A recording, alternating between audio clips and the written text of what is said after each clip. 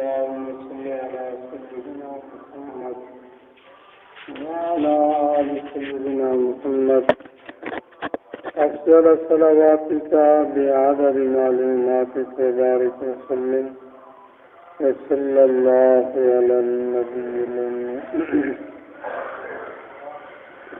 قابل تکریم واجب الاحترام بزرگوں بھائیوں،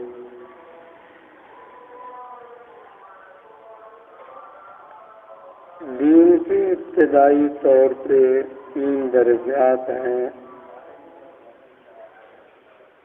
ان 3 درجات کے حاصل ہونے کے بعد آدمی کو اللہ کا قرب نصیب ہوتا ہے۔ سب سے پہلا درجہ ہے وہ ہے علم۔ جب تک علم نہیں ہوگا اس وقت تک آدمی عمل نہیں کر سکتا۔ علم کے ذریعے سے ہمیں اعمال کا پتہ چلے گا، یہ فلاں عمل اس کی اتنے اجر و ثواب ہے۔ اعمال میں سب چیزیں آ گئیں، نماز، روزہ، زکوٰۃ، حج، درود شریف، ذکر، تلاوت۔ تو سب سے پہلی چیز وہ علم ہے۔ اس لیے میرے آقا صلی اللہ علیہ وسلم نے ارشاد فرمایا، طلب العلم فریضۃ علی کل مسلم و مسلمہ، کہ ہر مسلمان مرد عورت پر علم حاصل کرنا ضروری ہے۔ اور بھی بہت ساری حدیثیں ہیں جن میں علم حاصل کرنے کا حکم دیا گیا ہے۔ تو سب سے بنیادی چیز وہ علم ہے۔ دوسرے نمبر پہ ہے عمل۔ علم حاصل کرنے کے بعد پھر اس کے اوپر عمل کرنا۔ ایک آدمی علم تو حاصل کیا، بہت بڑے علوم وقت لگایا، لیکن اس میں عمل نہیں ہے تو یہ علم بیکار ہے، فضول ہے۔ حضرت سیدنا صدیق اکبر رضی اللہ تعالیٰ عنہ فرماتے ہیں کہ میں نے سورۃ بقرہ کو سیکھنے پہ 2 سال لگائے۔ اب ساتھ ساتھ گویا سورۃ بقرہ پڑھ بھی رہے ہیں اور ساتھ ساتھ اس پہ عمل بھی ہو رہا ہے۔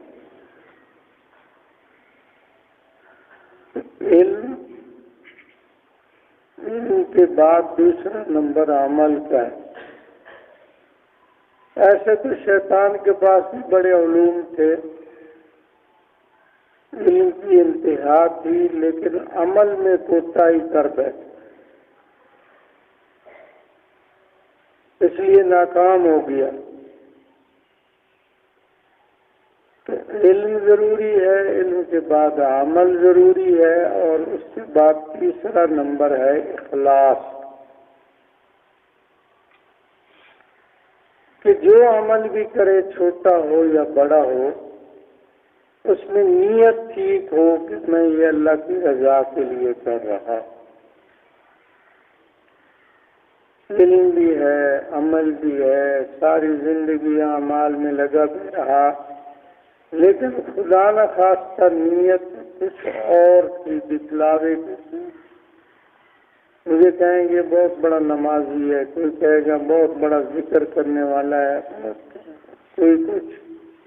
تو یہ گویا اس نے اپنی ساری زندگی کے اعمال کو ضائع کر دیا۔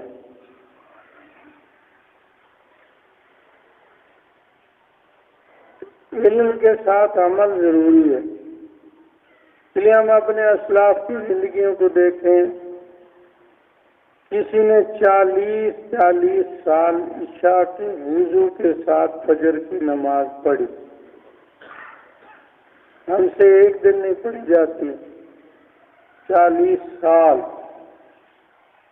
لیکن صبح کو اٹھ کے کیا کہتے تھے؟ ماں عبدنا کا حق کا عبادت، یا اللہ جیسے عبادت کرنے کا حق تھا مجھ سے ادا نہیں۔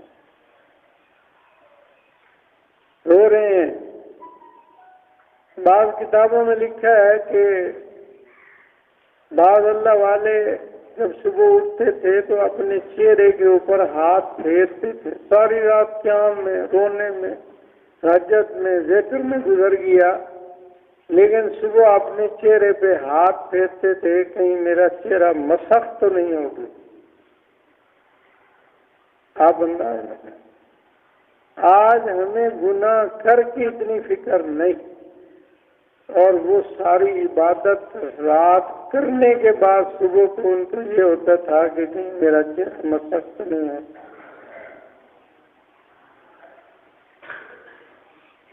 تو تین چیزیں ابتدائی درجات ہیں اللہ کے قرب کو حاصل کرنے کے لیے. یہ جو مجالس ہیں آپ تشریف لاتے ہیں، حقیقت میں جمعہ ان تینوں چیزوں کا مجموعہ ہوتا ہے. نیک صالحین، بزرگین، تبلیغ جماعت کے پرسات آپ نے وقت لگایا، سروڑا لگا دیا، چلا لگا دیا، کسی عالم کے پاس کورس کے لیے چلے گئے، وہاں علم بھی ہے، ساتھ عمل کی ترغیب بھی ہو رہی ہے، اخلاص بھی سکھایا جائے. اسی طرح خانقاہوں میں آپ جو حضرات جمعہ کہیں بھی باقاعدگی کے ساتھ پڑھتے ہیں تو پتہ نہیں کتنے علوم لے کے وہ روزانہ ہفتے کے بعد جاتے ہیں. آج کل ہم تو اخباری جمعہ پڑھاتے ہیں نا، تو خبر کھول لے اخبار سے جمعہ پڑھاتے ہیں. تو حقیقت میں یہ جمعہ یا درس، اس میں آپ علم حاصل کرتے ہیں، پھر اس کے ساتھ عمل کی توفیق، اور پھر آخر میں اخلاص. اخلاص میں حقیقت میں اخلاص نیت کے درست ہونے کا نام ہے کہ آدمی کی نیت ٹھیک ہو. خدا نہ خواستہ نیت ٹھیک نہ ہوئی، سارا عمل ضائع ہو جائے. اس لیے جو آدمی ریاکاری کرتا ہے، دکھلاوا کرتا ہے، اپنے اعمال کو غریب ضائع کر دیتا. آج ہماری حالت یہ ہے کہ ہم ایک چیز نہیں بتانے کی ہوتی ہے، اس کو بتانے کا بھی کوئی نہ کوئی بہانہ ڈھونڈتے ہیں. گلا ہوندیاں پہ جڑے میں جل پنی میری ہم نا عمرے سے پنی والا جڑا لفظ نال بولے اس سے ہی لوڑ ہے.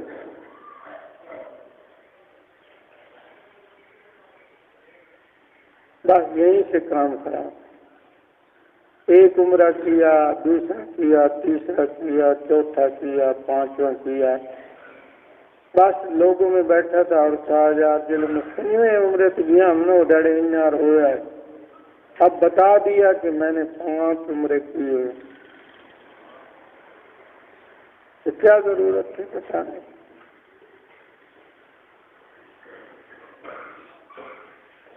یہی چیز ہے ریاکاری جو آدمی کے اعمال کو ضائع کر کے رکھ دیتے. حضرت عبداللہ بن مبارک رحمہ اللہ فرماتے ہیں کچھ لوگ ایسے ہوتے ہیں کہ وہ بیت اللہ کا غلاف پکڑ کے رو رہے ہوتے ہیں اور اپنے ملک کے لوگوں کو لیے دکھانے کے لیے اپنے عمل کو ضائع کر رہے ہیں.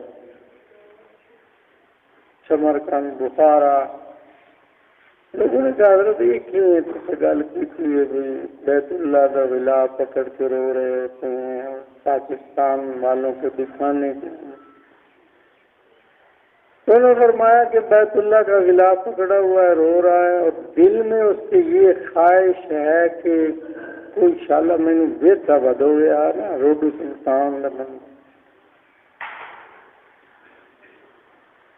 کیا بھائی یار میں اپنی اکھی نال ویسے بیت اللہ کا غلاف اتنے گنجی ہو گیا ہے تو روندا بڑا پیا ہے. اب دیکھو دل میں خیال آیا، اس نے سارے عمل کو ضائع کر کے رکھ دیا. پتہ نہیں جتنے روڈ سلطان لگے وے دئی بدائیے نہ جائے. کہ دل کے خیال نے اس سارے عمل کا ستیہ ناش کر کے رکھ. ایک حدیث شریف میں ہے کہ جو آدمی لوگوں کو دکھلانے کے لیے عمل کرتا ہے نا تو اللہ تبارک و تعالی فرشتوں سے فرماتے ہیں نماز پڑھ رہا پیا ذکر کریں پیا لوگوں دکھلاون تو اللہ فرشتوں سے کہتے ہیں دیکھو یہ میرے ساتھ مذاق کر رہا ہے۔ اللہ تو دلوں کے رازوں کو جانتے ہیں نا بھائی۔ ہم نماز میں ان کے سامنے میں نے کھڑی ہو کے نیت کی ہوئی ہے اور ارادے میرے کچھ ہیں تو اللہ کو میں دھوکہ دے رہا ہوں نا، مذاق کر رہا ہوں۔ اللہ فرماتے ہیں مجھ سے مذاق کرتے ہیں۔ اس لیے نیت علم عمل کے ساتھ ساتھ نیت کا ٹھیک ہونا ضروری ہے۔ تو نیت ٹھیک ہے عمل ٹھیک ہو گیا۔ خدا نخواستہ نیت غلط تو عمل سارا کا سارا غلط ہو گیا۔ حضرت شیخ زکریا نور اللہ مرکز اللہ ان لوگوں کی قبروں کو نوروں سے بھر دے۔ انہوں نے واقعہ لکھا ہے کہ دریائے جمنا کے کنارے پہ ایک بہت بڑے بزرگ اللہ والے رہتے تھے۔ ایک آدمی آیا، اس نے دریا کے دوسرے کنارے پہ جانا تھا۔ دریا بڑا چڑھے ہوئے آئی، دریا دیا موجاں، اس کے لیے کشتی پہ سفر کرنا بھی مشکل ہو۔ تو ان اللہ والوں کے پاس آیا، کہنے لگا حضرت کام نہیں بڑا میں ضروری آئی کہ دریا کی پرلی مانتے دریا کی موجیں، اس میں جوش۔ اللہ نے فرمایا تو مانے دریا کے کنارے تھے، انہیں ایک سنیہ دے کہ مجھے فلاں بندے گلیا جس پوری زندگی کھانا کبھی نہیں کھایا، جس نے پوری زندگی اپنی بیوی کے ساتھ ہم بستری کبھی نہیں کی۔ اب یہ آدمی گیا، اس نے جا کے دریا کو کہا کہ میں نے اس بندے گلے آئے بھی تھوڑی دیر ہاتھ کھولا رکھ رہا سنے ابھی اتنی بات کرنی تھی، دریا کی جو موجیں تھیں جوش تھا وہ نرم ہو گیا۔ اس نے بڑی آسانی کے ساتھ دریا عبور کیا۔ بزرگوں کی سمانی سن دی بھائی کیا گھر ہو سکتے لے حضرت صاحب گھر آئے، اما صاحب کاوڑے بیٹھے ہیں بڑے چنگے، انہاں کے کھا کھا کھا کے موٹا ہویا گیا، سنے دیندہ بیٹھا ہیں میں کبھی کھادا کے دیں چلو تو جیڑا کو جاؤ نگلینا کھانا ہوں جیڑا کوڑ مارے یہ سی کیتا ہی، لیکن جیڑے اس 7 جمعے والے نگو سان ایک بھی دن 7 بچے بھی تھے حضرت۔ تو آپ کہہ رہے ہیں میں نے اپنی بیوی کے ساتھ کبھی ہم بستری کبھی نہیں کی، تو پھر یہ تو میرے نال بڑی جاتی وہ کیا کہے گا؟ تو حضرت نے فرمایا بھائی بات سنو،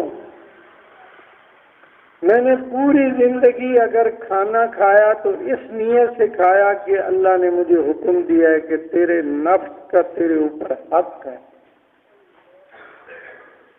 تو میں نے اللہ کے حکم کو ادا کرنے کے لیے کھانا کھایا ہے، کبھی لذت کے لیے پوری زندگی میں ایک لقمہ بھی نہیں تھا۔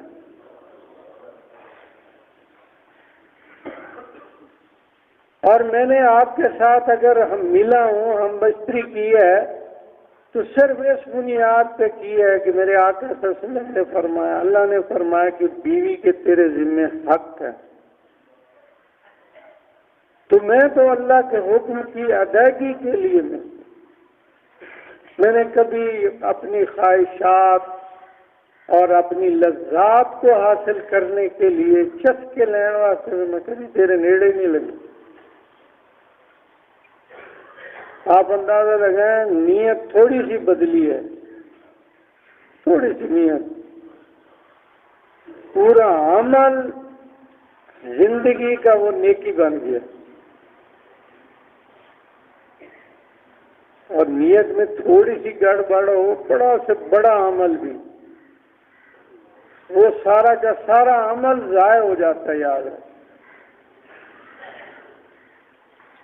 اس لیے جو اللہ کے مخلصین محبوبین ہوتے ہیں، اور یہ جو تصوف ہے، آج لوگ کہتے ہیں یار ایک نیا کام شروع کی تھی نے بھائی، اس تصوف کا خلاصہ یہی ہے کہ ہر عمل میں اخلاص آ جائے کہ بس یہ میں کام اللہ کے لیے، میرا کوئی اللہ ہے، میں نماز پڑھ رہا ہوں، میں روزہ رکھ رہا ہوں، میں بچے کو اٹھا رہا ہوں، میں کمائی کر رہا ہوں، میں دکان پہ بیٹھ، میرے اللہ نے میرے حکم ہے بچوں کے لیے کماؤ.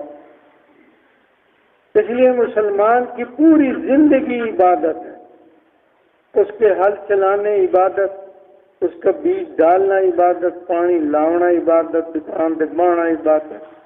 بات صرف چھوٹی سی نیت کے بدلنے کی. کیا صحابہ کرام رضوان اللہ تعالی علیہم اجمعین نے یہ کام نہیں کیے؟ جتنے مہاجرین صحابہ کرام تھے وہ سب تقریباً تاجر تھے، بڑے بڑے کاروبار. خود حضرت سیدنا صدیق اکبر رضی اللہ عنہ اور انصار صحابہ وہ کھیتی باڑی اور ان کا شغل یہ تھا. تو بھائی علم کے اللہ کے ساتھ ملنے کے ابتدائی 3 درجات ہیں، سیڑھیاں ہیں. سب سے پہلی سیڑھی ہے علم، اس کے ساتھ دوسرا سٹیپ عمل، تیسرا ہے اخلاص. کہ آدمی جو عمل بھی کرے اس میں نیت ہو ٹھیک، اللہ کی رضا کے لیے کر رہا ہوں، اخلاص ہو. اور پھر جب بندہ مخلص ہوتا ہے اللہ اس کی ضرور مدد فرماتے ہیں. 2 بھائی لڑ پے، 2 رشتہ داروں میں لڑائی ہو گئی، گواڈیاں لڑائی ہو گئی، ایک آدمی کھڑا ہو گیا ہے، میں نہ سلو کراؤنی بشرطے کہ ہوئے خلوص اخلاص. لوگ برا لڑتے ہوئے من چنگے نہیں لگتے پہ. جب اخلاص کے ساتھ اٹھے گا نا، پھر اخلاص کا مطلب نہیں ہے لوگن دسیندہ ودا میں سلو کرائندہ ودا، نہیں، اللہ سائیں کو ودا منگ دو. حاجت کے وقت اٹھے 2 رکعت نماز صلاۃ الحاجت پڑھے، من سلو کراون ویندا بھی آئی اس لیے پڑھے، یا اللہ میں تو بیکار گیا ہوں، سلو کراونی بڑی نیک عمل ہے، تیرے آقا پاک کا حکم ہے، آپ بھی سلو کو پسند کرتے ہیں، تو یا اللہ تو میری مدد و نصرت. اس کو کہتے ہیں اخلاص، رضا للہیت. تو جب آدمی کے عمل میں اخلاص ہوتا ہے پھر اللہ کی مدد و نصرت ضرور آتی ہے. اتنے عقیل رحمہ اللہ ایک بہت بڑے بزرگ گزرے ہیں، وہ فرماتے ہیں کہ میں حج پہ گیا، حج پہ تو بیت اللہ کا طواف کر رہا. اس وقت پرانے زمانے کی باتیں ہیں، حج میں کہاں اتنا رش ہوتا تھا، بس 20 ہی زیادہ سینکڑوں بندے ہوتے ہوں گے. یہ تو آج 15 صدیاں گزرنے کے بعد لاکھوں میں مجمع پہنچا ہے نا بھائی. کہتے ہیں کہ میں طواف کر رہا تھا، طواف کے درمیان میں نے دیکھا ایک ہار گرا ہوا ہے، بڑا قیمتی ہار. میں نے وہ ہار اٹھا لیا. اب ہار اٹھانے کے بعد میرے دل میں 2 چیزیں بھرے. ایک سائڈ یہ تھی کہ جس کا ہار ہے اس کو دینا چاہیے، دوسری دل کہنے لگا چھوڑ یار، بڑا قیمتی ہار ہے، حالات مالی تیرے اگے بڑے کمزور ہیں، حالات اچھے ہو جائیں گے، فلان ہو جائے گا، فلان ہو جائے، ہاتھ چھپا لو. کہنے کیا کرتے اتنے طواف کریں گے کہیں نہ کہیں نہ. کہتے ہیں میں بیت اللہ میں کھڑا تھا، مطاف میں کھڑا تھا، طواف کی حالت میں تھا. دل نے کہا نہیں. کہتے میں وہیں کھڑے ہو کے میں نے اعلان کیا مجھے ایک بہت بڑا قیمتی ہار ملا ہے، اگر کسی آدمی کا ہو تو وہ مجھ سے لے لے. کہتے میں نے جب اعلان کیا تو ایک آدمی دوسرے آدمی کا ہاتھ پکڑے ہوئے وہ میرے پاس لایا. وہ نابینا تھا. وہ نابینا شخص کہنے لگا وہ ہار میرا ہے. اس نے کہا ٹھیک ہے. کہتے میرے دل میں پھر اور زیادہ شیطان میں بس ہو سکا لے جنے ہائی انا یہ تو بڑا کام بنے ہے تو ہی بنایا. کہتے میں نے کہا نشانی اس نے بتائی. میں نے وہ ہار اس کے سپرد کیا. انہوں نے مجھے بڑی دعائیں بیت اللہ میں مقام میں کھڑے ہو کے دعائیں. کہتے ہیں حج مکمل ہو گیا.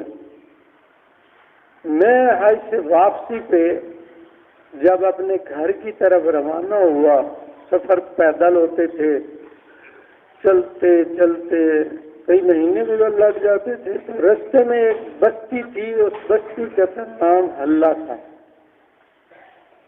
میں وہاں پہنچا تو نماز کا وقت ہوا. نمازی مجھے کہنے لگے کہ یار آپ مولوی معلوم ہو رہے ہیں، داڑھی بھی ہے تو آپ نماز پڑھا. کہتے میں نے کہا کہ امام صاحب آپ کے کہاں ہیں؟ انہوں نے کہا جی امام صاحب کا انتقال ہو گیا.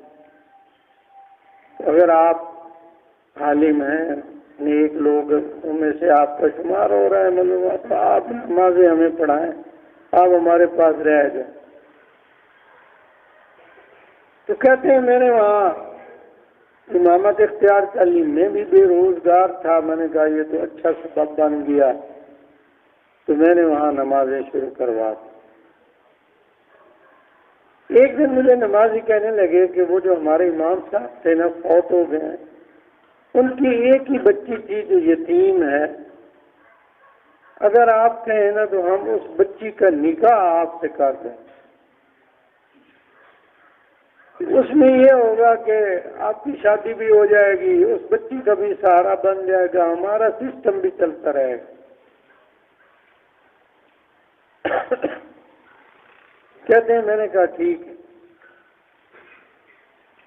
نکاح ہو گیا. مکان پہلے امام صاحب کا تھا، انہوں نے دیا ہوا تھا محلے گاؤں والوں نے، تو وہیں رخصتی اور امام صاحب پہلے حجرے میں رہتے تھے. آج ان کی شادی ہو گئی، امام صاحب مکان پہ. کہتے ہیں چند دن گزرے میری شادی کو. بیوی میرے پاس کھڑی تھی گھر میں. اس نے جو دوپٹہ ایسے کرنے لگی نا تو میری نظر اس کے گلے پہ پڑی تو گلے میں ہار تھا. میں کہ یہ ہار تو لیا. کہتا ہے کہ یہ ہار وہی تھا جو بیت اللہ میں طواف کے وقت ملا تھا اور میں نے اعلان کیا.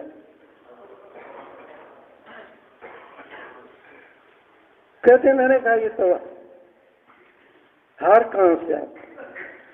تو کہنے لگی کہ یہ ہار مجھے والد نے دیا تھا.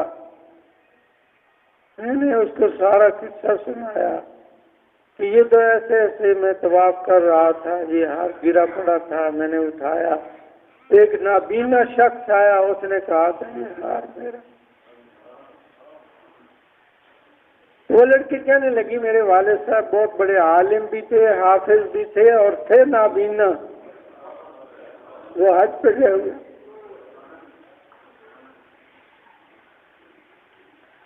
اخلاص دیکھو. تو جب واپس آئے نا تو وہ بڑی دعائیں کرتے تھے. اور ایک دعا میں نے ان کے منہ سے بڑی سنی، ایک دفعہ نہیں کئی دفعہ رو رو کے. یا اللہ وہ بیت اللہ میں جو مخلص امانت دار بندہ جس نے مجھے ہار واپس کیا تھا، یا اللہ یہ بندہ میری دھی دا خامد بنایا کہ نہ کرے، یہ بندہ کبھی لگتا نہ تو میں اپنی بیٹی کا رشتہ اس کو دے دوں۔ دیکھو اللہ کی گزرتے بھی دیکھو، وہاں سے اس کو پکڑا، راستہ وہی اختیار کروایا، پھر اسی مسجد میں پہنچایا، اور پھر اسی مسجد میں وہ ہار پہنچا ہوا تھا پہلے، اس کی بیٹی کہنے لگی اللہ نے میرے باپ کی دعا کو بھی قبول کیا اور تیری دعا کو بھی قبول کیا کہ تو اپنے حالات کے بدلنے کی دعا کرتا تھا، یا اللہ میرے حالات بدل جائیں۔ تو آج اللہ نے تجھے گھر بھی دے دیا، گھر والی بھی دے دی، اور مال اور دولت رزق بھی دے دیا۔ اس لیے جب بندہ مخلص ہوتا ہے تو پھر اللہ تبارک و تعالیٰ اس کے کاموں میں برکت دیتے ہیں، اس سے رکاوٹوں کو دور فرماتے ہیں۔ تو ہمارے دل میں ضروری ہے کہ اگر ہم اللہ کا قرب حاصل کرنا چاہتے ہیں تو اس کے لیے سب سے پہلی بنیادی چیز ہے علم۔ علم آپ جمعے میں آ کے حاصل کریں، علم آپ تبلیغ جماعت میں جا کے حاصل کریں، علم آپ یہاں دراسیات کا کورس شروع کر کے علم کرنے کی کوشش کریں، علم آپ کسی مدرسے میں جا کے سازہ کے سامنے زانو تلمبس کر کے حاصل کریں۔ علم کے حصول کے کئی ذرائع ہیں، مقصد تو ہے علم حاصل کر۔ باقی دو چیزیں جو ہیں علم اور اخلاص، یہ پھر کسی تھوڑے سے اللہ والے کے پاس بیٹھنے سے یہ کرنٹ پیدا ہوتا ہے۔ ان کا رونا دھونا، ان کی دعائیں، ان کا اخلاص کہ وہ رات کی گھڑیوں میں اپنی دعاؤں میں بیٹھ کر روتے ہیں۔ اسی لیے حضرت امداد اللہ مہاجر مکی رحمہ اللہ فرماتے تھے کہ جب میرے پاس کوئی بیعت کرنے کے لیے آتا ہے نا، مرید بننے کے لیے، تو میں اس سے ایسے ڈرتا ہوں جیسے بندہ شیر سے ڈرتا ہے۔ بیعت ہونا ہے، لیکن پھر بیعت بھی فرما لیتے ہیں۔ کسی نے پوچھا حضرت اتنا آپ ڈرتے کیوں تھے؟ فرمایا جب میرے ساتھ بیعت ہو جائے گا نا پھر مجھ سے بھی پوچھا جائے گا، تیرے نال جو بیعت کی کیا تو کبھی منگے آؤ۔ آپ تو اس کو آسان کام سمجھتے ہیں، لیکن یہ اس پیر و مرشد کے اوپر بہت بڑی ذمہ داری ہے کہ اپنے متعلقین کے لیے مانگنا، رونا، دعائیں کرنی، توجہات بیٹھ کے دینا۔ ہمارے سلسلہ نقش بندیہ میں تو سارا کام ہی توجہات سے ہے کہ شاید گھر میں بیٹھا ہے، خلوت میں ہے، مراقب ہے اور توجہ دے رہا ہے، یا اللہ جتنے میرے ساتھ متعلق ہیں یا اللہ ان کے قلوب کو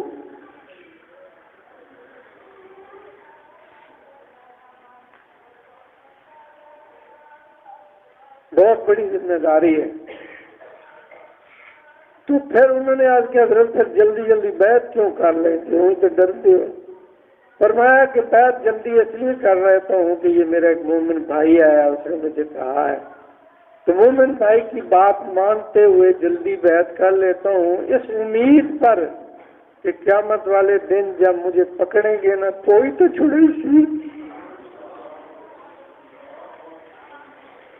کوئی تو مجھے چھڑائے گا، ان میں سے کوئی ایک تو نیک بن جائے گا، رونے دھونے والا ہوگا، اس کی بخشش و مغفرت کے اللہ فیصلے کریں گے۔